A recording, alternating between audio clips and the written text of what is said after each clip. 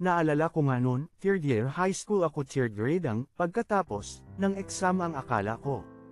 Hindi ako makakaranas ng JS from, tapos nagulat ako. Nung one time tinanong ako ng manggaguro, ano RJ mag-JS from ka ba? Ha, paano ma'am? Sagot ko, kinausap namin si Sir F, sagot ni ma'am. Pumayag ako, syempre, panggarap ko mag-JS, ang saya-saya ko noon.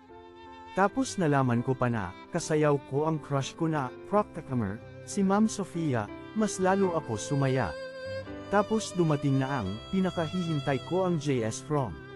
Nung umaga pumasok pa, kami kaya lang, 4 lang ang pumasok sa amin, kasi 7 talaga kami, edi onting class lang, tapos nag-ayos na, ng mangga gagamitin.